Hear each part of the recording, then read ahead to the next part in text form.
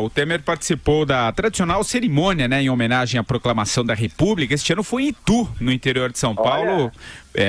Para onde o governo foi transferido simbolicamente hoje, A homenagem foi feita porque foi palco de uma convenção em 1873 que discutiu, a criação da República. Em seu discurso, Michel Temer destacou a colaboração extraordinária do Congresso às agendas de seu governo. Citou ainda a harmonia e o diálogo entre os poderes como princípios de sua gestão. E ao comentar a aliança do governo com o Legislativo, o presidente falou sobre centralização e autoritarismo. A gente separou um trechinho desse discurso feito pela manhã pelo Temer. Coloca aí, Wilson.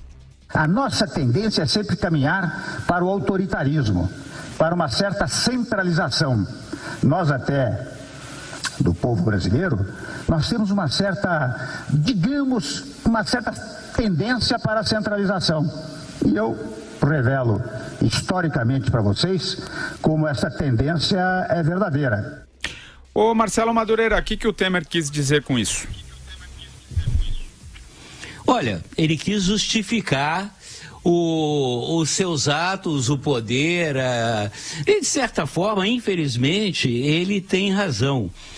Como eu já disse aqui, eu estou já no meio da leitura do livro seminal do Jorge Caldeira, que é A História da Riqueza do Brasil. É um livro, na minha opinião, que revoluciona a historiografia do Brasil, o estudo da história brasileira. Mas essa tendência à centralização que veio justamente com a mudança da metrópole, da capital do Império Português para o Rio de Janeiro, isso é uma marca da nossa cultura, digamos assim, que traz consigo coisas muito ruins e danosas, ou seja, o hábito da nossa sociedade de viver sob o guarda-chuva desse centralismo, Ou seja, o sonho da sociedade brasileira, independente do seu status social, de viver à sombra do dinheiro público, Ou seja, de uma bolsa qualquer coisa, ou seja, de um crédito subsidiado no Banco do Brasil, ou seja, do emprego público. É assim que o Brasil, infelizmente, funciona. Muito embora, aí que tem uma coisa curiosa, tem um outro polo, antípoda, o contrário, dinâmico, de um Brasil empreendedor, um Brasil que gostaria muito, que fosse diferente. Então a gente vive esse conflito permanente. Infelizmente, esse poder centralizador, esse poder, digamos assim, antiquado, obsoleto, ele, ao longo da história, ele tem se mostrado preponderante, Ele consegue realmente se sobrepor a setores mais modernos, mais evoluídos da sociedade brasileira, infelizmente. Chamou, Andreasa? Eu chamei porque eu queria dividir em dois tópicos esse tema. Primeiro, sobre a colaboração extraordinária entre Congresso e Executivo.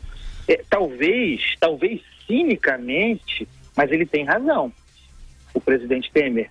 O exemplo dele é concreto do sucesso dessa relação.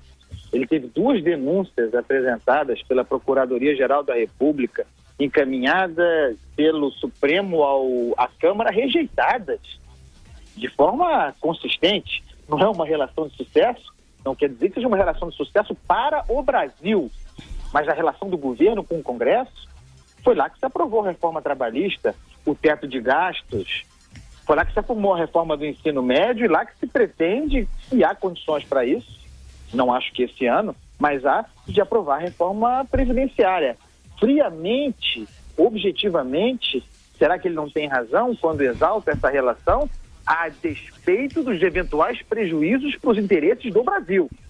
Ele fala que a relação do governo com o Congresso é excepcional. Esse é o primeiro ponto. O segundo, sobre a vocação autoritária do brasileiro. Ele está, Patrick Santos, absolutamente correto, mas deveria ter se lembrado disso antes de contribuir para essa história ao ingressar como vice-presidente num governo petista, eleito e reeleito por um projeto autoritário de poder. Então, Michel Temer faz uma confissão Ele reconhece essa vocação do brasileiro sendo dele também. É preciso fazer uma autocrítica, tá? Ele fez parte decisivamente, emprestando o poder do PMDB, um poder que não é pequeno, a um projeto autoritário de poder que era o petista. Ele compôs com o senhor Lula. Isso diz muito sobre autoritarismo, mas isso ele não lembra. Lembremos nós aqui. Você acha, Vera? Concordo bastante. Diga. Vai lá, Madu.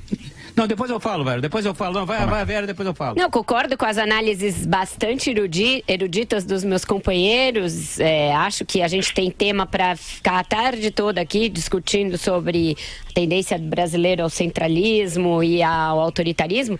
Só que eu acho que o Temer usou uma suposta erudição para ser um pouco mais comezinho, para tratar de uma coisa mais do dia a dia, que na verdade essa fala dele era uma resposta a uma entrevista do Rodrigo Maia, que falou que era um erro o governo tentar transferir para o Congresso a aprovação da reforma da Previdência, a responsabilidade pela aprovação da reforma da Previdência. Então, na verdade, o que o Temer fez foi jogar a bola de volta. Então, ficam os dois fazendo este ping-pong das atribuições, com você, com você, com você, com você. Ninguém assume a bucha, ninguém pega um negócio, o touro a unha ali para fazer a reforma da Previdência. E aí eles foram o Temer foi para essa teoria, usou a Constituição, falou da era Vargas. Realmente foi bastante erudito, mas a verdade é que o que está em jogo aqui é uma coisa um pouco mais do dia a dia, um pouco mais frugal. Diga, Marcelo Madureira. Não, só para aproveitar que é feriado é bom para teorizar um pouco, né? Mas a questão do autoritarismo, que para mim está profundamente ligada à tirania, ao tirano, que faz parte da questão do poder, né?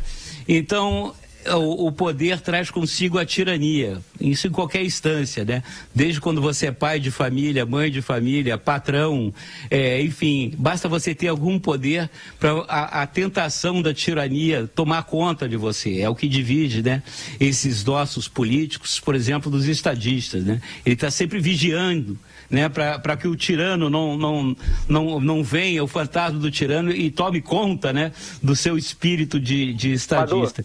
Isso não é uma particularidade, acho que, do Brasil. Isso é uma questão do poder, né? Quando a gente tem qualquer tipo de poder, a gente tem que estar o tempo todo atento para não se transformar num tirano, né? Num tirano como marido, num tirano como patrão, num tirano, enfim, em qualquer coisa que você faça. Que dirá presidente de uma república presidencialista como o Brasil e tal? Essa é uma questão permanente, eu acho. Vale a pena. É bom para a gente ficar meditando depois do almoço no feriado. Vai, André Hazard. Eu queria aproveitar essa fala teórica do Marcelo Madureira para dizer que eu deixei de teorizar sobre e a respeito de uma garrafa de 18 anos para brevemente nesse feriado teorizar com vocês aqui o que evidentemente, todos sabem muito melhor. Obrigado. Boa. O prazer. Mas eu vi você teorizando um pouco sobre o Biscoito Globo e o mate. Na praia. Eu acabei de ver também aqui nas redes sociais. Dia lindo aí, né? No Rio. Você viu a baleia encalhada? Não, eu não nadei hoje. Tem uma baleia encalhada lá no arpador, coitado. Não nadei.